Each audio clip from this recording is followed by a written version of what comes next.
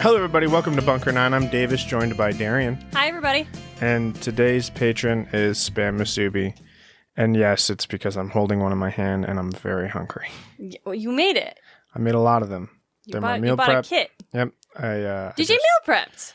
Just a little bit. It's for little snacks for when I'm just a little, maybe too lazy to cook something or when I'm running late in the mornings. No, that's good. I have today had 2 oatmeal cream pie Little Debbie snacks, the big ones, and a vodka lemonade drink. That's not healthy. No, but I was also cleaning all day long. This isn't a cry for help. This was just, I went out to the garage and saw the vodka treat, and I was like, I'm gonna drink that, and I'm also gonna just spend the whole time cleaning, and I'll eat when I'm done. And I still actually haven't finished cleaning. Like, I still need to clean my bedroom. It's a deep clean kind of day. Nice. But doesn't it look nicer downstairs? It does. I even scrubbed the rug. Yeah. I just really channeled Snow White. There you go. But that's not what we're talking about today. No. No. We're still talking about a Twisted Tale, though. We are. I wasn't planning on this one also being a Twisted Tale. We are talking about the Twisted Tale Fate Be Changed by Farrah Rochon, which is the brave one. What if the witch gave Merida a different spell? If you had a chance to change your fate, would ye? That's not an awful accent. It is. I mentioned it last episode when we ended up doing the Snow White one, where I was like, I'm still going to listen to this. Like, I want to. And I enjoyed it a lot. And then the very end happened. And I was like, holy shit. Okay, we're going to talk about this one. So, DJ. How does it start? Well, actually, I was going to ask you, when the premise is the witch gives Merida a different spell, what do you think the different spell is? I don't know what the original spell is. Have you not seen Brave? No. Oh. I've not seen Brave at all. This is going to be a very interesting episode. What the spell is that it's turned her mom into the bear and all of her siblings.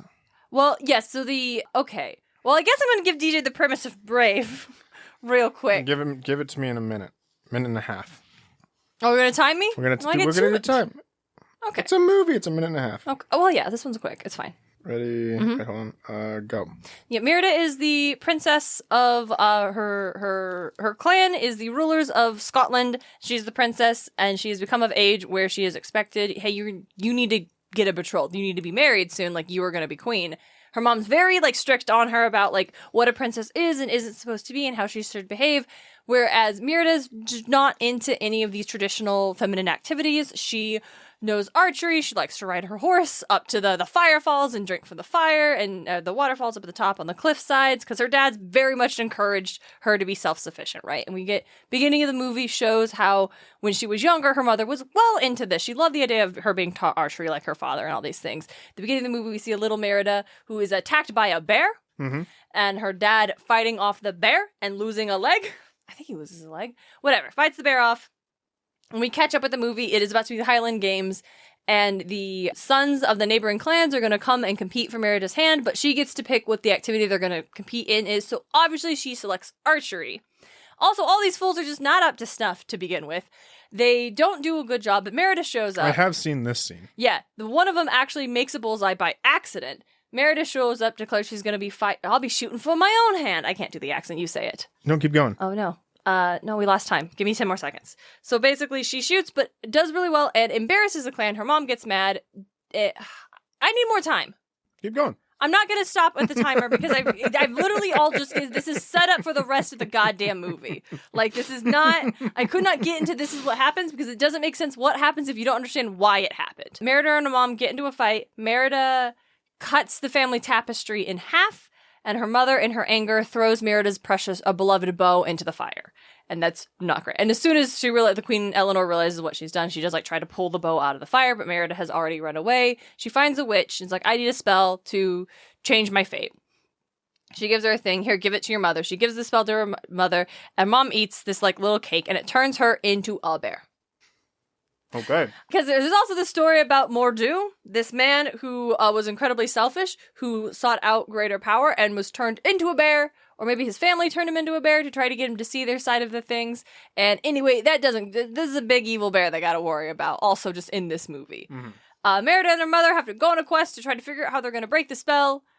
There's shenanigans. There's her dad trying to kill the bear. Her brothers get turned into the little bears because they also ate the treats that was left over.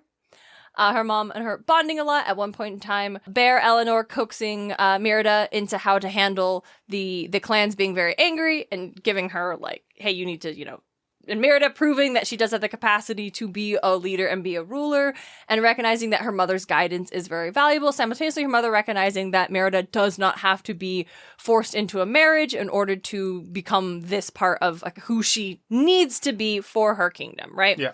The spell is starting to work too well, and Eleanor is becoming a bear, so they're trying to break it. In the end, it's all about a mother and a daughter learning to see things from the other's point of view and understanding that in spite of their differences, they do genuinely love each other. Mor'du shows up and tries to fight him. Mama Bear fights him off, and they break the spell right at the 11th hour. Awesome. Right before midnight, and then the movie ends with Merida and her mom riding together and being more comfortable with as mother and daughter. It's a great movie that too many men rank as the worst Pixar movie, and I'm like, I will say here's my controversial take.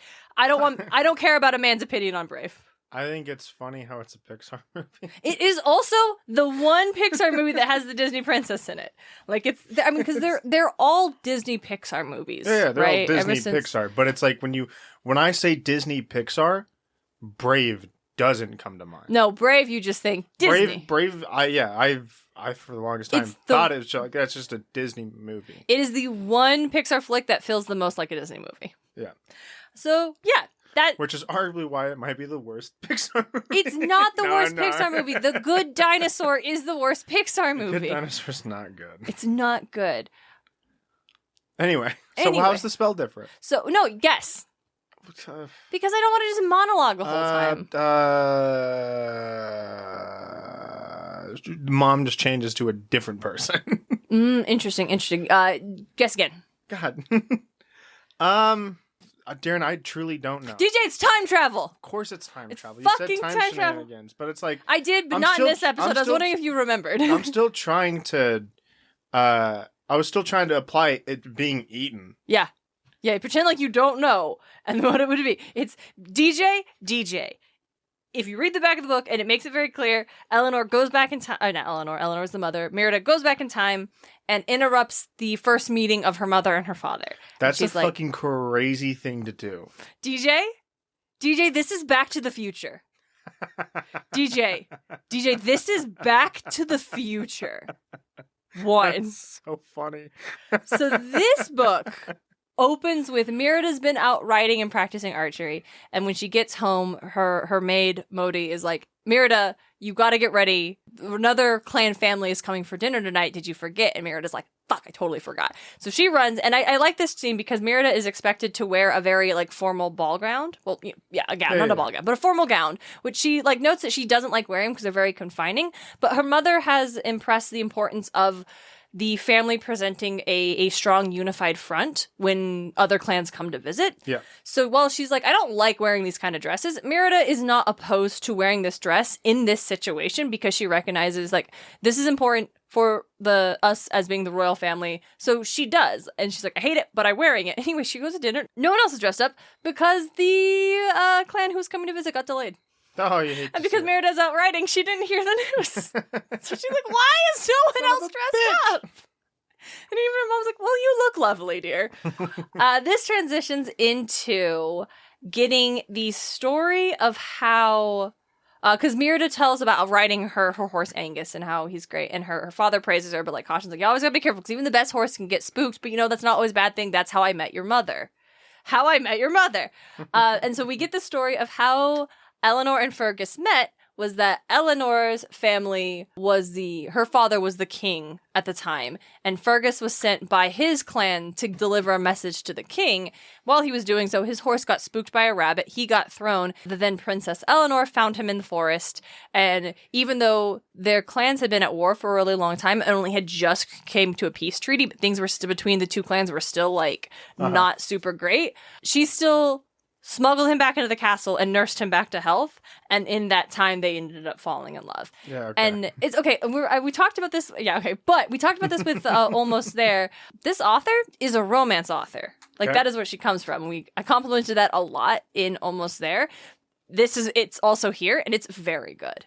Like, she has a handle on these, and it's not just like, oh, two characters like falling in love for the first time, but like seeing Queen Eleanor and King Fergus together, and Merida seeing like her parents love each other. She's like, I've never seen a couple that loves each other like my parents. Like, they were meant to be together. They still love each other so much. Praise to that. So when the next scene we get is the right after the Highland Games in the movie, when Merida has just shot the bows and her mother threw her bow in the fire and Merida ran away. Yep. She sees the wisps, goes to the witch, who is a wood carver, but is a witch, buys the whole thing. I didn't mention that. It's a great gag. The witch has a bunch of bear carvings all over the place, and she doesn't want to talk to Merida about her being a witch, and she's like, I will buy everything in here and a spell. She's like, okay. All right, fine. And so she gives her a spell, and Merida's describing, like, Mom, she just can't see my side of things. She doesn't understand.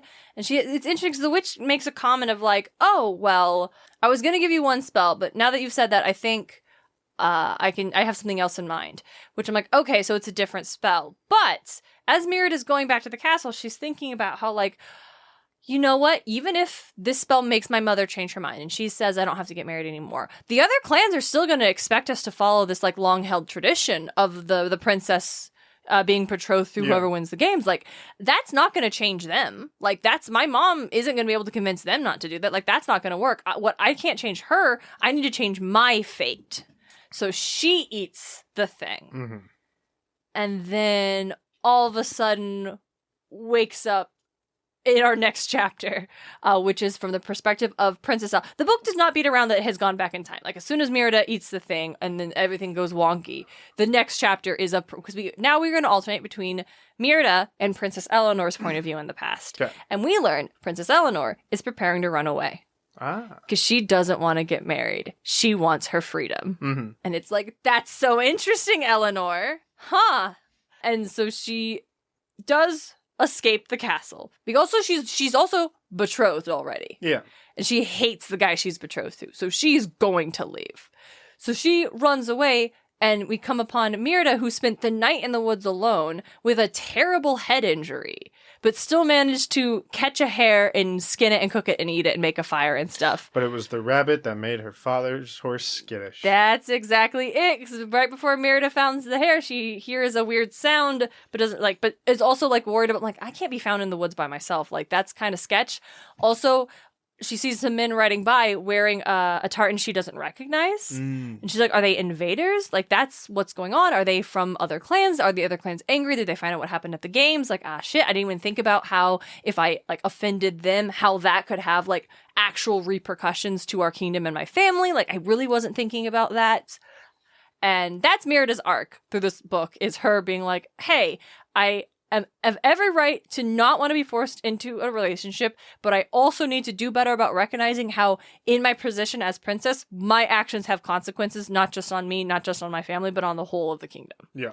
So exactly. So she heard her father's horse get scared, but Eleanor doesn't find Fergus. She finds Merida. And Merida has a head wound, and she's also like, okay, well, I can't. And Eleanor is trying to run away. Like, she's never gotten this far before. And she's like, God damn it. And we're also like, wait, did you find Fergus while you were running away? Yeah. So they're sneaking. They're like, okay, I'll take you back to the castle. But they're like, oh, hold on. And they hide. Merida sees some other dudes wearing her clan tartan. And then they lift up this large red-headed young man who's clearly injured and take him off. So clearly they came and found him when he didn't turn up where he was supposed to. And that's when she realizes, as you said, oh my God, wait, did I just prevent? Because Merida's like, this can't be happening. Like, she says her name's Eleanor, and she kind of looks at my mom. And she's from the clan MacDonald, or Malcolm. MacDonald? Malcolm. Her mother's family clan. But they all, like, died. Most of them died, or they had to leave. Like, she's got to be like a cousin or something. Yeah. Like, she's like, but she sees the other guy, she's like, well, that's really weird. Oh no. And it does take Merida a little while to be like, okay. But it's also such a wild thing.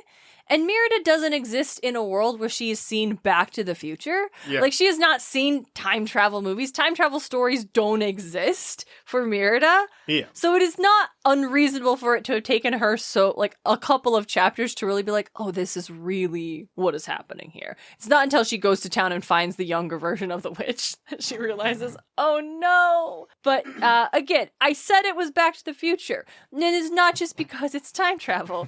DJ. No, it's quite literally, it follows the beats. Marty almost beat for McFly beats. interrupts his parents from meeting. Yeah. They invent a whole cockamamie scheme to get the Red to get Fergus to fall in love with Eleanor. Mm-hmm. It goes sideways for a bit, then it's genuine all of a sudden. Instead of, like I said, like, again, it's like, I didn't realize it was Back to the Future until the ending. And I was like, holy shit, this is Back to the Future. And then I actually thought about a book, and I was like, it's been Back to the Future the whole time.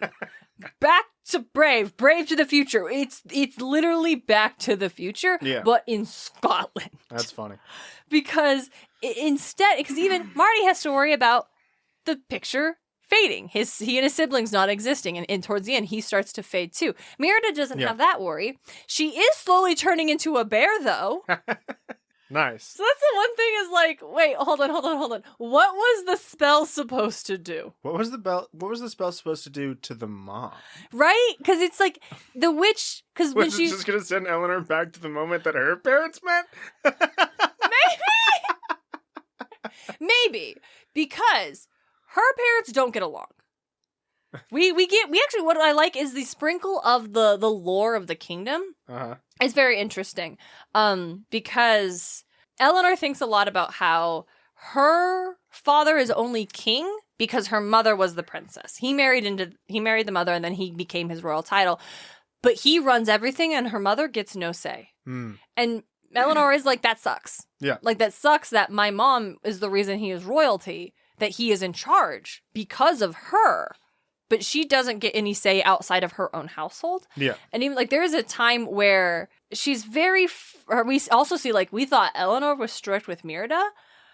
Queen Katarina is, like, ice cold sometimes. Like, not in a way where you ever think she resents or doesn't love her daughter, but definitely in a way where it's, like, the concept of an older generation who their parents were clearly kind of terrible, and they have no model for how to be like a loving parent except for to have very strict requirements. Yeah. And I like that while Eleanor shares the same thing as Merida, where she's like, I don't want to get married, I want my freedom.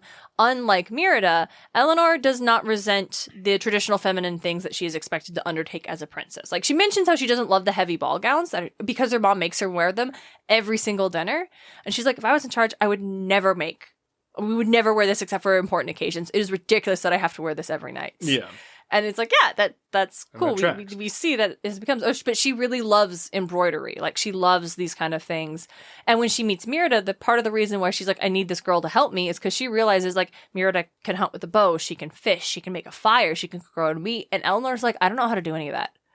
I don't know how to do any of that. Like, I need this girl to teach me what I need to survive until I can get to where I'm going. Because I brought enough food, but like, what if something goes wrong and I don't have, like, I need these skills. I need Merida to stick around and help. And Merida's like, that's great. I need to stick around and get you to fall in love with my dad. Hold on a second. There's a hunky redhead over there. Yeah, kinda. And then this one, because also it being Back to the Future. Yep. The witch is playing our part of, Doc, goddamn. Doc Brown, thank you. Robert was gonna lose their goddamn mind on me. Doc Brown. Because he also goes back and talks to the witch, the younger version of the witch, who's very much like, oh, I totally believe this is what's going on, because that sounds like me. Wow, it must be great, but don't tell me anything about it. Yeah, I can help you. Yeah, and Merida will keep going back to the witch to talk, so it's not quite the same, like, dynamic, but it's still like, the younger version of our eccentric scientist witch in the past. Yeah. But more to the point with the king and queen is that at one point in time, as we're getting towards the end of the book, they know that the Eleanor has been promised to the eldest son of the closest clan since she was born. But they haven't ever formally announced it. It's just been, like, understood. Yeah. They will formally announce the betrothal at the upcoming Highland Games. And then they will have to do like the reading of the rings, which takes place at 3 Sundays before the marriage, and then there will be a marriage. Yeah. So that's like our timeline where it's like Eleanor's like, I gotta leave before this because once I'm formally promised this dude, even his clan's gonna be after me. Like, it's gonna be harder for me to get away once this is all set in stone. So touching on like how it's very clear that like the king and queen don't have even a close relationship that Eleanor and Fergus has. When the family comes, the clan comes, that the son, his name is Lochlor? I don't remember. This other dude comes. Some wild Scot name. So Scottish name. He rolls up and his dad is like, we should skip the reading of the wings and they should just get married at the games. Would that not show a great of force? Yeah, but that's not tradition, bud. Mom is like, that's not tradition. And this other dude is like, but my king, you have the power to disregard such things. Like, you can set a new tradition. And is that not such a good show of your strength and authority by establishing new things? And then the queen is out here being like, if she gets married so quickly, the people are going to think it's because she needs to get married quickly. And the king's like, well, I can tell people what they think. And she's like, you can't control their minds. He's like, don't talk back to me. I'm not. And she's pissed. Yeah. And so you do get the glimpse of like, Queen Katrina's a bitch. Like, she doesn't like Merida. She thinks Merida's a bad influence on her daughter. She throws her out of the castle at one point in time when things have escalated. Like, she's not a nice lady. But there's no doubt that she does genuinely love Eleanor. And this doesn't excuse it, but does think what she is doing is what's best for her daughter. Because when she is speaking up, she is thinking about her daughter. Like, she is like, hey, this tradition happens for a reason. And the reason is to demonstrate that this is nothing uncouth has happened, right? This is like, if you're doing this, it's going to shine a bad light on her, and that is going to follow her for the rest of her life as queen. Like, what are you doing just to throw your weight around? But Douglas doesn't care. So I want to share, we're going to get a little bit, the theme of Merida understanding that her actions have consequences expands to also realizing, because she took this witch spell, which the witch also tells her, it's like, well, weird things happen when you use a spell that's meant for someone else. So it's like, okay, was she never, was it still, it's like, wait, did the witch give Merida a different spell, or did Merida just use the spell on herself instead? Because if this is not the intent. I'm trying to remember which Twisted Tale it was that was like, its subtitle wasn't quite what it had said. Was it the Tangled one? I can't. Because the Tangled one had that hospital framing device. Oh, yeah, the Tangled one was, no, because it's still, what if Rapunzel's mother drank from the wrong flower, and that is true. Okay. What if Anna and Elsa never knew each other? Right, that was the Frozen real, one. Though. Yeah, that was... It's like, sure, they kind of never knew each other, but I don't know, it was a little... Yeah, that was a hard... We last episode expressed all of our disdain for that one. We don't need to get into it again. So initially, it's like, okay, if this was the time travel spell, and Merida used it on herself instead of potentially maybe Eleanor getting sent back in time to seeing her parents' relationship and realizing, I don't want to force my daughter into an arranged relationship when I got to pick my husband. 1 second. Have you seen The Incredibles one? No. What if Violet became an agent of Syndrome? What? Is that out? I don't know, but it's Oh, it's by Jen Calanetta. Yeah. We love her. Yeah, it's out. Great. It's not on there's a lot that are out that are not on audiobook on Libby. Or there's like the Robin Hood Maid Marian one that was only published in... There's a Sword in the Stone one! It's called Set in Stone. What if Arthur wasn't supposed to be king? I think I've read on this one. Yeah. That sounds fucking baller. Ooh, by Mari Manscuzzi, who we've not read any of hers. I love these. God damn it, I love these. They're super fun. They're a lot of fun. Oh, you know what this does? So I was at went to a gaming convention, and I impulse bought some Lorcana cards, because I occasionally will just buy the Lorcana cards. And I don't want to play listener, if you don't know, you probably do. If you don't know, Lorcana is like the new Disney Magic the Gathering type game. And I'm not interested in card games very much, and I'm not also super interested in collectible cards. Like, I was into Pokemon a little bit as a kid, but my interest has never gotten into the cards. Well, I do like the cards, I've never had I want to buy this card pack. But I like Lorcana because there's a premise within the game called the Floodborn or the Dreamborn class. I don't know what that means either. But sometimes what it means is that you get Cinderella, but she's a knight. Or Belle, but she's a mystic. Or Dreamborn Jasmine. is AU. Floodborn is also kind of AU. But like Dreamborn is like kind of like more specifically. Dreamborn's the one where it's very like upfront. Yeah, I think I got 2 Megaras. They're like all like kind of AU, but Dreamborn's like you can see multiple, I guess maybe positive dreams. Maybe because I got 2 Megaras. I got the Storyborn and she's just Megara, and I got a Floodborn where she also just looks like Megara, but she's knocking over some statues in her picture, and she's more of a cynic, I guess. Yeah, maybe that's. I don't know, but she also has a quote that she doesn't say in the movie. So there's lore in this game that I don't know. But the reason I like him so much is specifically for these like AU things that I just think Belle getting to be a mystic or Cinderella being a knight is just a cooler version of the idea to me. While I still love the originals very, very much. Like I just like this more. It scratches the same thing that the Twisted Tail scratch in my brain, I'm realizing right now. I like these just as much. Yeah. Also, Leo from Gaming Theater Presents, I was talking about the Lorcana cards, and he mentioned, we had also been talking about Kingdom Hearts and Kingdom Hearts 3 and how we were so disappointed in that one.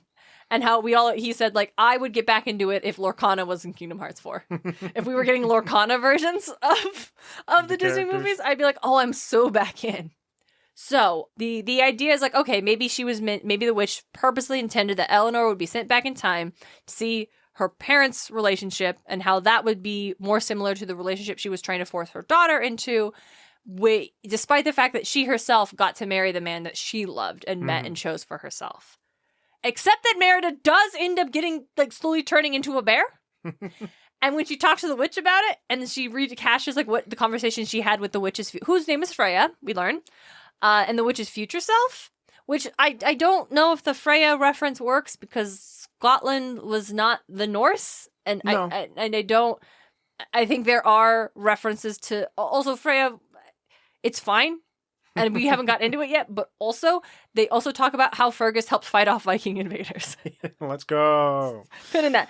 But when she describes how, like, my mother could never see my way of looking at this, she's like, oh, you know what? Maybe I was trying to create a spell that was once used to turn a very selfish young man into the bear for the family, because the family hoped by like, being another, he would learn empathy and be able to see things from a different perspective. Anyway, that didn't work, but... So the book suggests that it was still the bear spell. It was just because Merida ate the spell that wasn't intended for her that things went sideways. But that doesn't quite work either, because the little brothers in the movie eat the thing the spell that's not intended for them, and then they just immediately turn into bears. Yeah. Merida is slowly, like, having to pluck the hair off her hands and file down her nails, turning into a bear. It's not like it's not fucking polymorph. So...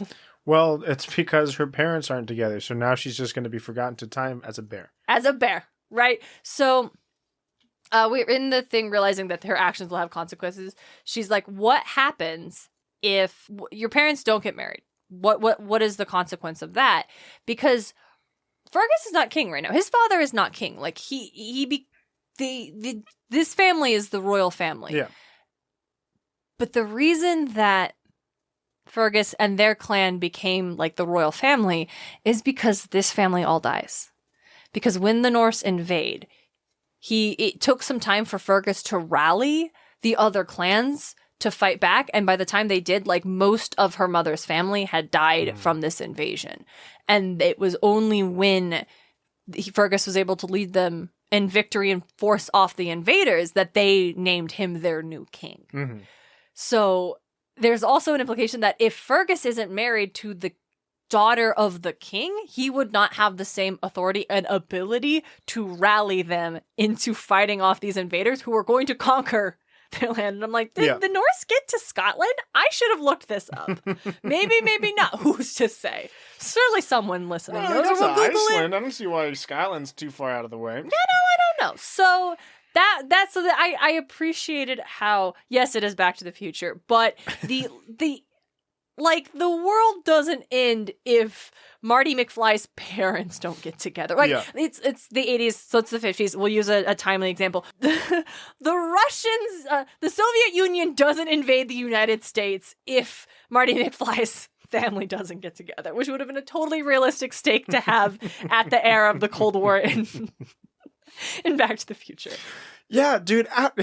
Marty, after smashing your mom, your dad fucking starts building nukes like crazy and prevents the fucking Russians from coming. If he doesn't get there, you're all screwed.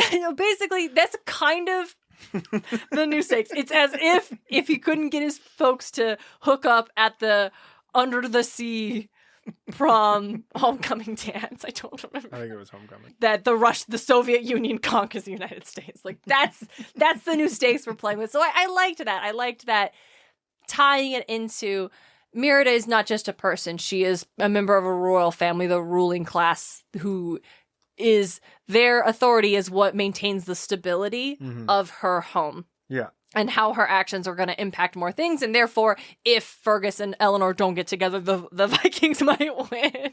We do get Merida. God damn it. Merida finds that Fergus is in he's got a group of his clansmen. They are camping out in the woods nearby.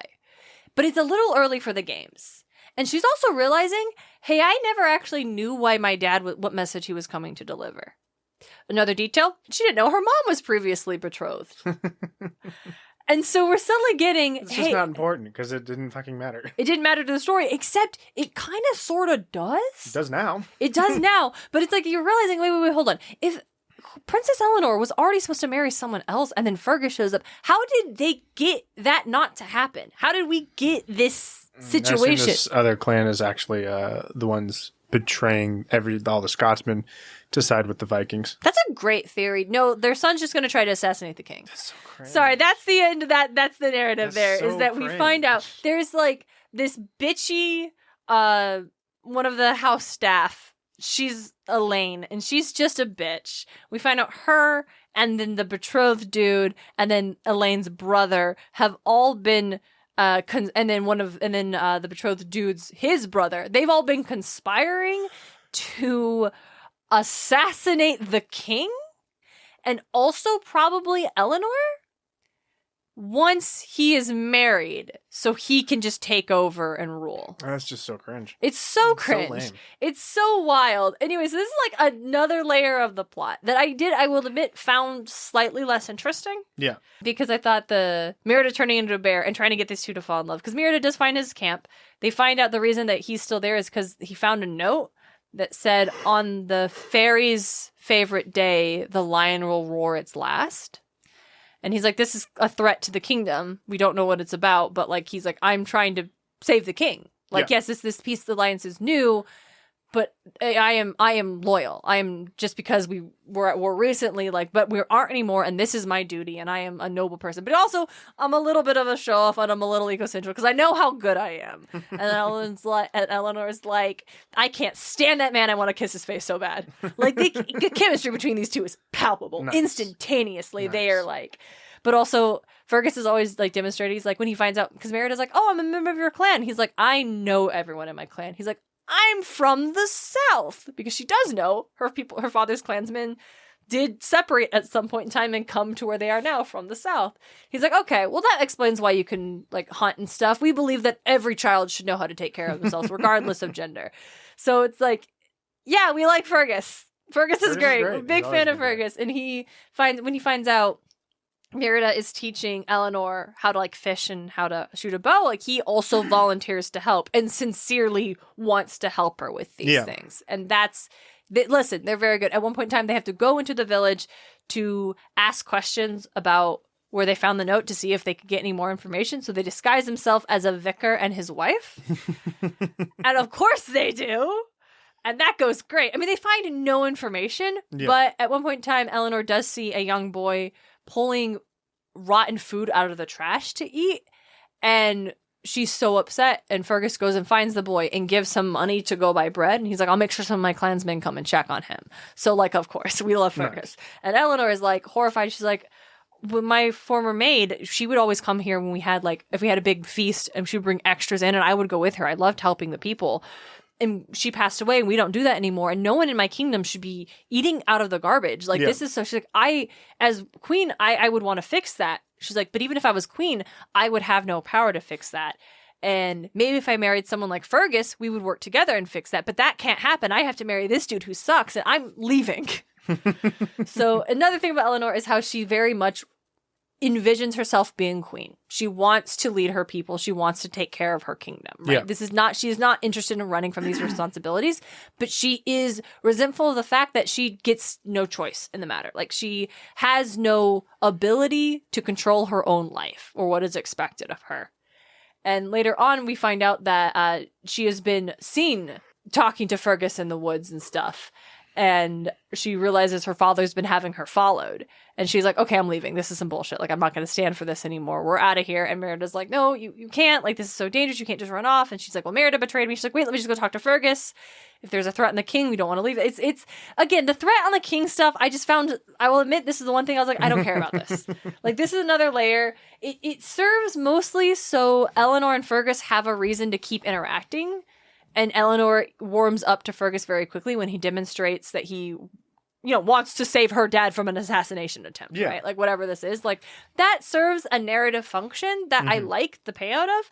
But, like, I didn't really care about seeing it unravel. And then at the end, we're at the goddamn games. Of course. And it's the archery competition. And Fergus is set to go up, and every single one of the heads off his arrows, they all fall off. He has clearly been sabotaged. Yeah. But, well, you have no proof. And he's like, well, since there's no one from the clan to shoot, then the winner is obviously the betrothed dude who sucks. And then Merida shows up, and she's like, no, I'm from this clan, and I will get to shoot. There's no rule saying that a dog can't play basketball. There's no rule saying that a girl can't compete. Yeah. And so she rolls up, and they're like, yeah, let her compete. She's a member of the clan for sure. She shoots just as well as that guy does, right? Like, hits the arrow, hits her target in the exact same spot he does. And it's like, okay, there's a tie. And he's such a vain son of a bitch. She's like, no, there can be no tie. We'll have to shoot again. So this time he shoots again. He shoots it even closer. And Merida's preparing to shoot. And all of a sudden there's like a commotion behind her. And she turns around. She doesn't know what's going on. But there's men and women. They're all fighting. And all of a sudden an arrow goes flying and strikes the king. Oh, shit. Except it doesn't strike the king. Because Fergus tackled him to the ground. Fucking Secret Service style. Let's go. But it got Fergus in the shoulder. Oh.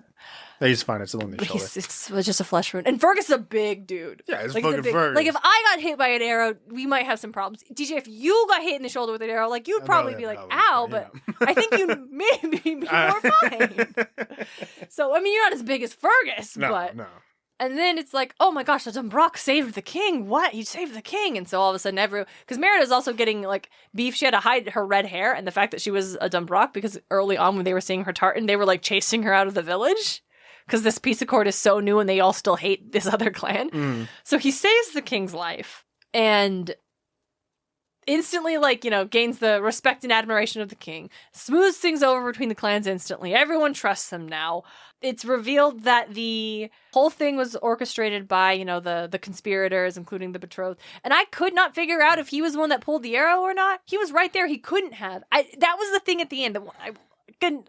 Anyway. I liked everything about it, but it was a little odd right at the end. Messy. A little messy right at the end, where I was like, I don't get the payoff of, I'm like, is this what happened to begin with? Was it at because this the conspiracy, the plot to kill the king was still happening even before Merida got there. Like, her presence being there did not make this happen, which means in the past there was still this plot. Is this why the betrothed, we didn't have to worry about that anymore because he was caught trying to kill the king? I wonder if it... I have no fucking idea. I'm also trying to remember, wait, did I misremember what they said earlier? And he was actually killed before? But also, it doesn't make any sense to kill the king before the marriage? Yeah. I don't get it. I don't get it. I guess it does. Because they also, at this point, haven't formally announced the betrothal yet. Yeah. And so it's like, they're rushing this to... This is the one part that I was like, this is a little messy. I can see why. And I don't, and wait, was the king assassinated and that's why he's not around? But when did Fergus and Eleanor get married? This is the thing that fell apart. I'm like, I thought the Vikings killed him. Yeah. Wait, what?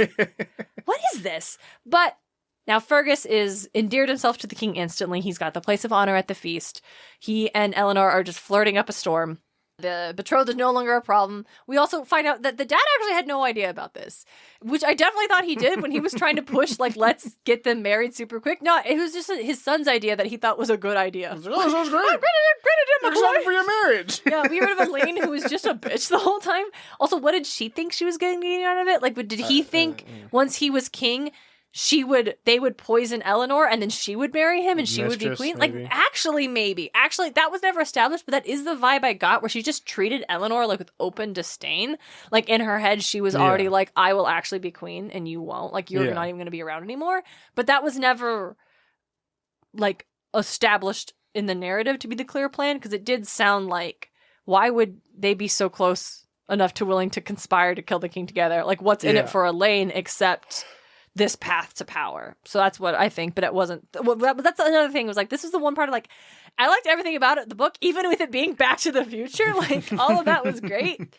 So then Eleanor, Merida goes back to the witch because it's the summer solstice. It's the highest day of magic. The witch has made a new spell for her, and she eats the spell, and it doesn't work. She's still turning into a bear. She's still in the past. And so she's like, okay, well, I'm about to be a bear. And she can feel herself sometimes becoming, like, more impulsive, like, as a bear. Like, when this Elaine chick is being a bitch to her, Merida has to leave at one point in time because she's like, I'm gonna rip her goddamn throat out. When the queen kicks her out, like, Merida's like, I have to leave quietly or I'm going to Hulk the fuck out. Yeah. Like, I'm in a bad state. So realizing she's like, I'm going to become a bear, this is the end of it, she goes back to the castle because she wants to see her parents one more time. She wants to see, and then Eleanor is also like, they've become friends. Like, they've become such good friends that when it's really sweet. And Merida, would be awful thought. Merida's born now. They name her Merida, right? Because obviously, but then Merida starts to look weirdly like their friend, and it's like, How? I mean, I've seen that in, like, Back to the Future discourse, where it's like, did Marty's dad ever get a little worried when their son looked an awful lot like their, like, high school friend that his wife had a fling with? Yeah, right. Like, did he ever get, like, a little worried? Flip that, though.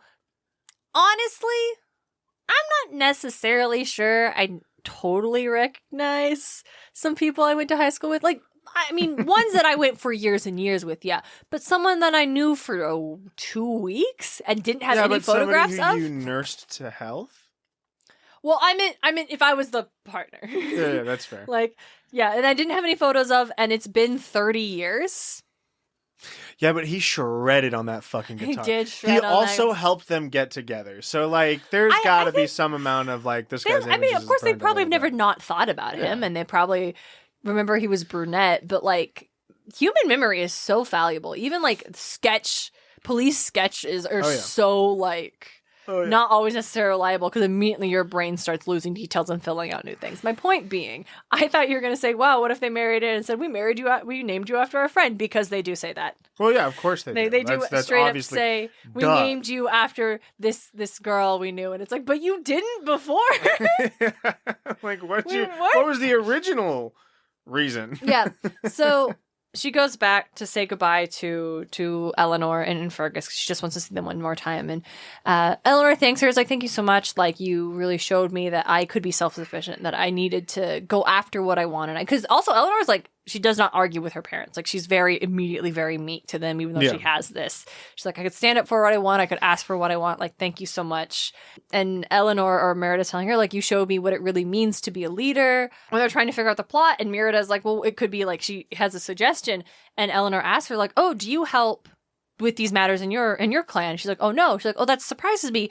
You just came up with a thing that I'm sure would have taken my father's advisors days to come up with together. Like, Merida's like, I'm really ashamed, because she's like, I don't know the history. Like, I know about the Vikings, but I don't know when that happens. I don't actually know when my father was doing this. I don't know the history of the clans. Like, she's like, she realizes she has not been clearly understanding her importance as a princess beyond just being so saddled with I don't like embroidery, I don't like the gowns, I just don't like this stifling thing, and not recognizing the responsibility and impact she is meant to have on other people. Which is, again, what I like about the Twisted Tales so much, is like, that is not an element from the movie. Yeah. Like, it's I like the movie a lot, of like Merida and her mom coming together and seeing things and understanding, but like, it's still it's like, oh, it's still Merida's still supposed to be princess. And it's like, it was like her mom, in the movie, it was more about her mom expecting her to adhere to certain like gender roles. Yeah. And less about her mom specifically trying to raise her to be a ruler. And so, but also a funny thing is she keeps thinking, she's so shocked to find out, like, what do you mean you're already betrothed? Like, the Highland Games haven't even come up yet. They're supposed to, like, win your hand there. Because she's like, maybe Fergus can win her hand there. That'll work great. And when she finds out that's not the deal, she's like, wait, hold up. Time out. My mom's been telling me this is a long-standing, important tradition in our kingdom. Is this the first time we're fucking doing this? It's with me? That's insane. What is this?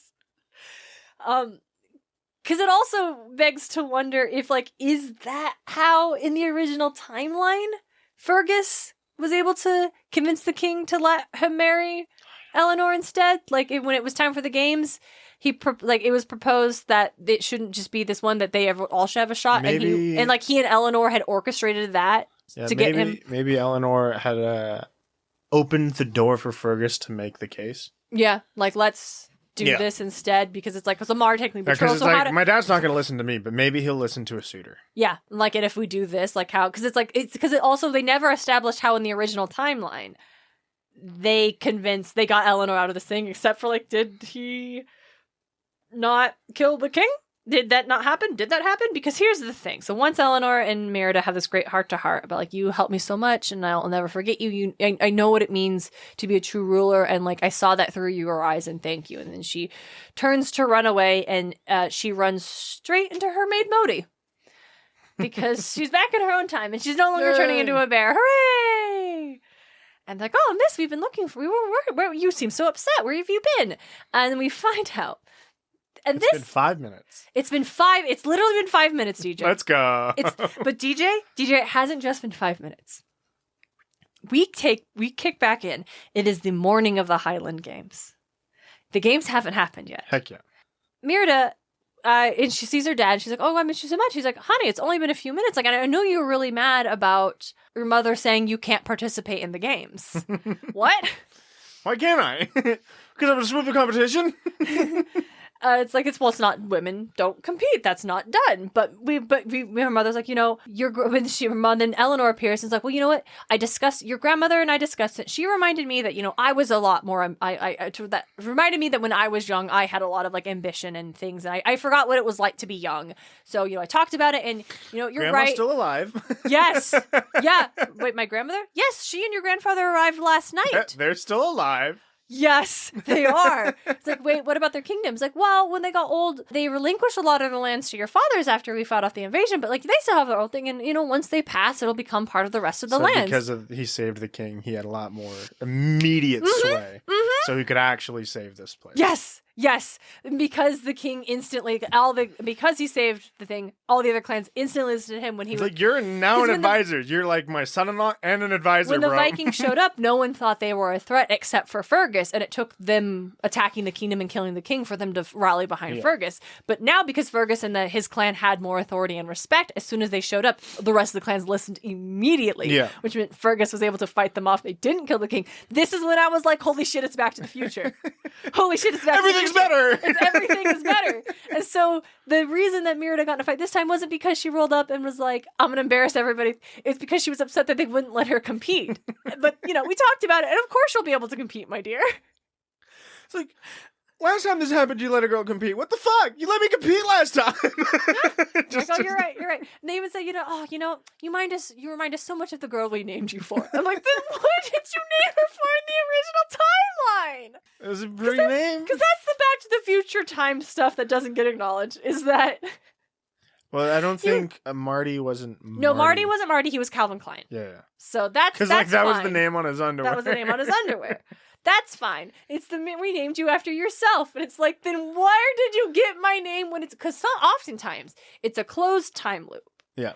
We named you after yourself because you traveled back in time, creating the events that resulted in the timeline you live in. Because it's Back to the Future, it's an open-ass fucking split time. But Merida remembers everything. But it's... Yes! But what else is different? I don't know, but I'm a big fan of that kind of time travel, where I remember everything that I just did No one else does. And it's a new fucking timeline. You're lucky you still have 3 brothers. You changed so much. You could have rolled up with they didn't have triplets, or you have 3 younger sisters now. Like, you could have erased your brothers pulling this shit. Like, the triplets are a wild thing to have existed in the first place. That is very specific. I'm surprised Marty didn't have more siblings. He like ignited that fucking relationship. Oh yeah, how were they not fucking all the time? That relationship was on fire from start to finish after Marty got done with that shit. Your family is still the people you had to begin with, but better versions of themselves because they are happy, more confident, and have economic stability. Yeah. Like, it's also the same house. It's the same house, but nicer. But way nicer. Yeah. It was already a nice house, but just, run down. Yeah, his siblings are also nicer, right? Marty's siblings, they're, like, not nice. It's because they're not watching their parents be, like... Miserable. Right, they had a better upbringing because they had parents who... Their dad wasn't always being belittled by Biff. Yeah. The one thing this needed was the betrothed to be there working in the fucking kitchens. That would have been that's the one fucking like gardener ass shit, bro. Yeah. Peak fucking. Come on. The one thing it was missing was for fucking Elaine to be working in the kitchens of the castle now. Like, Elaine to be just still working away. Yeah, still working away. But like, oh, of course, yes, Queen Eleanor. She's like the stable horse, just scooping poop. So that's Fate Be Changed. It might be my favorite one. That's so goofy. No, it's not the best one. Back to the Future. No, I mean, Go the Distance is still like my favorite. I wish this was so good. I also really liked Almost There because I really like Lottie's story. Yeah, Reflection was super fun. In terms of narratives that I wish this was more canon, Go the Distance because Negra story is so good. But this was incredible. This sounds so goofy. I need to know whose idea it was. Like, I need to know, right? Like, I need to know where these ideas come from. Like, is it someone at Disney Publishing? I want to know why it was Back to the Future almost beat by beat. That's what I want to know. No, I want to know. I want to know. Did someone else had to notice? Like, obviously, this was too much to be it was too an accident. It's not just, you went back in time and prevented your parents from meeting. Which that's happened frequently, and it's not felt Back to the Future. It's not. But because this one is literally, they met because the father got injured and the mother nursed him back to health. That is why they met. So that interrupting that, and that's what's getting interrupted. And the coming back to the timeline being different is the other thing. That it not being the closed, everything is the same, you fixed it timeline. That things have truly been so different, a better version. Oh, the last thing, I almost forgot. The last epilogue is of Meredith sitting down and talking to her parents about her future. And it's like, I know you have expectations, and there are things that I am meant to do as a tradition of our kingdom. I am ready to step in and take part as a member of the royal family. I'm ready to step into that role. I want to take on more responsibilities. I want to help be an active part of leading our kingdom. And I believe I can do that without getting married. And maybe one day I will want to, but if that is something I do, I want it to be because I met someone who I love, just like you two got to. Yeah. And our parents are completely and totally receptive to this. They're like, yeah, absolutely. I love it. Like, yeah, we can say, like, well, it's not how things are usually done, but yes, of course, we change traditions all the time. I love to hear that from you, Merida. That's so responsible and mature of you. Thank you so much. Like, that's it. That's the ending. Congratulations. That's the end of and it's like, but it was like, I none of these others have felt like another thing. Yeah. Like, all the other Twisted Tales have felt like relatively unique. And again, this is not me saying this was bad that it did this. It's just, that's why I'm obsessed. I just need to know why it was this. I would love to know. Was it? I would love to know why choose Brave. Why is it?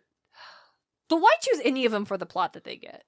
Some of them is very, very obvious, like the Megra becoming a Greek god. That could only happen in Hercules. Fine. Right? No, but like, why is Brave the time travel one? Why is Brave the time travel one? Why is Brave the time travel? Also, because how her parents met, not a part of the movie. That doesn't matter in the movie. Yeah. Because the movie would just imply that they got married because Fergus won the Highland Games and married Eleanor. Like, that is what the movie suggests, and this tells us that's not what happened, and that's fine. But you're right. Why is Brave the time travel one? Why is Brave the time travel one? I would make Frozen the time travel one, and I would send Elsa back in time to meet her aunt, who also had ice powers. Sorry, that's just Once Upon a Time season 5. There you go. I've always said season 4. I would just change whatever the fuck Frozen chose to do. Right, no, just to make it actually different. From what if Anna had to become a god? Like, let's do that. Give us anything except. What if Anna got powers and it's fucking fire powers, you know? You know like, come on, fire and ice kids. Well, you know what? Jenny Nicholson actually many years ago did a Frozen 2 script doctor video in which she proposed that it would have been more interesting if it came out that Anna was also a fire elemental. Not that, but that if it was Elsa didn't turn out to be the spirit, right? She wasn't the avatar figure, but that said she was the ice spirit, and that there was someone else who was secretly manipulating things, who was the air spirit, who's pretending that she was the fifth spirit and was trying to control all these things, and that the little fire guy is the fire spirit, and she's trying to control them all. And so when Anna's like, hey, this doesn't add up, this is really shady, Elsa doesn't believe her. She's like, no, this is where I belong. I can't believe you're not listening to me. And they have a schism, and Anna leaves at the end, and Elsa stays there, but Anna has the little fire lizard with her. And so it's like, and then you do Frozen 3 immediately, where they get back together, they reunite and stuff, and it's all about realizing this other person has been lying, and Elsa's actually the fifth, I don't remember the movie with the thing, right? That the Avatar, she's the Avatar. They made her the Avatar. She's like, the bridge. There's like the water, earth, air, and fire, and then it's like ice. Ice, yeah. I don't know. It's because she's the fifth one, like her mother was the bridge between the two. Yeah. But then anyway, Anna, the way Nicholson put it was like Anna would be like a Pokemon trainer with the little fire lizard, and I was like, show me some fucking fan art of that. I've always liked that idea very much. Fun. But yeah, what if Elsa had fire powers? What if Anna was the one with powers? Because actually that would be so interesting, because it would be less of a big deal. Because the reason it's such a big deal is because Elsa's supposed to be queen. So that's really, really weird if the queen is also this, like, has these frozen ice powers and stuff. But if it's the second born, the spare, right? Because actually the original concept of Frozen had this idea of the heir and the spare, where Elsa is, like, very revered by the kingdom and stuff, and Anna's kind of really much overlooked because she's never going to be queen. Like, as much as I like the Frozen we got, the original concept of the original concept of Frozen sounded just more interesting to me. I like what we got. Don't get me wrong. I do. It's fun. Well, I think the fact that, like, Elsa and Anna and their relationship, and then Anna sacrificing herself to save her sister and breaking that curse. And wonderful. I think we got a very interesting version of the Snow Queen, and I think there's another version of the Snow Queen that could have also been interesting in a very different way. Yes, 100%. Because there are also versions where Elsa and Anna are still very close. Like, they're still very close, and then when it all breaks out, Elsa runs away, and Anna's like, no, it's my sister. I know she's good. And, like, that could have been very interesting, where they always had a close relationship. I don't think there was a reality where we got a bad version of Frozen. I think we got a different version of Frozen, and I think without Let It Go, it would not have hit the same. Because Let It Go is the thing that changed the entire thing. Let It Go changed the course. Let It Go was meant to be a villain every song. Single... Yeah, the rest of the movie. Not even just the rest of the movie, but every other Disney princess movie after. But to be fair, so did Part of Your World and Little Mermaid. Like, that I Want song in Part of Your World redefined the way the princesses did. Every princess has an I Want song now. Guess it's fair. Mm-hmm. And that was what Disney's the animation head at the time, wanted to cut out that song. He wanted to cut out Part of Your World. He thought it was boring.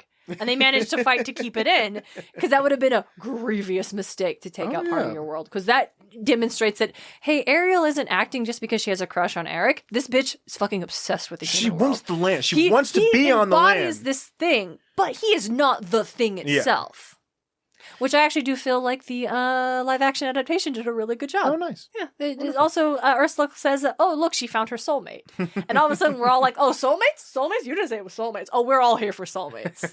But also, she loves it. But also, he loves the ocean. Listen, I love Little Mermaid. But this, we should do the Little Mermaid one next. Okay. It sounds Aladdin dark. We'll see. I can see it being Aladdin dark, but Aladdin was fucking really dark. I don't think it could get as pitch black as crazy as Jafar pushing the Sultan off the cliff in front of all of Agrabah. As crazy as cutting carpet up into little pieces. We can't talk about this in the second episode. Tanking the economy. Wow, he did a bad job being king. Ugh, this guy was a lunatic. Fucking lunatic. But yeah, this was the brave one. And it again, I wasn't really... I was enjoying listening to it very much, but I wasn't going to make it our next... Like, we weren't going to do back-to-back Twisted Tales. And then the ending happened, and then I realized that it was just Back to the Future the whole time. And if anybody knows how or why, who decided this was the time? Send us the interview. Where did she talk about this? Because, like, who pitches the ideas, and who said, I'm just going to do Back to the Future? Because it was, and it was great. Maybe it was like, oh, we have now we have the IP of all these stories. I'm not gonna get copped for me just writing my Back to the Future fanfic. Yeah, just a Back to the Future fanfic. I'm not gonna get in copyright trouble because Disney owns the right to Back to the Future. No, they don't. It was Fox. No. Back to the Future's Fox, Darien. Maybe it's Universal. Man, I thought it was Fox. No, because because Universal Studios had a Back to the Future ride. Okay.